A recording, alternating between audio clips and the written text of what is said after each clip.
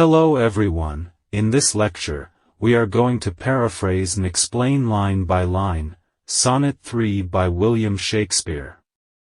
But, if you are new to my channel then please like and subscribe the channel. Let's move and learn it. Look in thy glass and tell the face thou viewest, look in the mirror and look at your own face. The speaker is addressing a young man and urging him to look at himself in the mirror. Now is the time that face should form another, now is the time for your face to create another one, by having a child. The speaker is telling the young man that it is time for him to have a child. Whose fresh repair if now thou not renewest, if you do not renew your own beauty by having a child, the speaker is warning the young man that if he does not have a child, he will lose his youthful beauty. Thou dost beguile the world, unblessome mother. You are deceiving the world and preventing a woman from becoming a mother. The speaker is telling the young man that he is doing a disservice to the world and to women if he does not have a child. For where is she so fair whose uneared womb? Is there a woman so beautiful that her womb does not deserve to be filled with a child? The speaker is asking the young man if there is any woman who is so beautiful that she would not want to have his child. Disdains the tillage of thy husbandry? Who would refuse to be the mother of your child? The speaker is asking the young man if any woman would refuse to be the mother of his child. Or who is he so fond will be the tomb?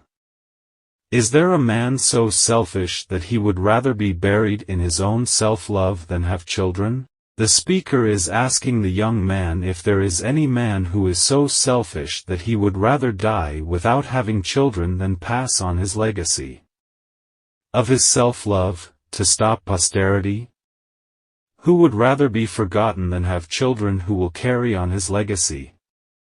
The speaker is reminding the young man that if he does not have children, he will be forgotten. Thou art thy mother's glass, and she in thee. You are a reflection of your mother, and she sees her own youth in you.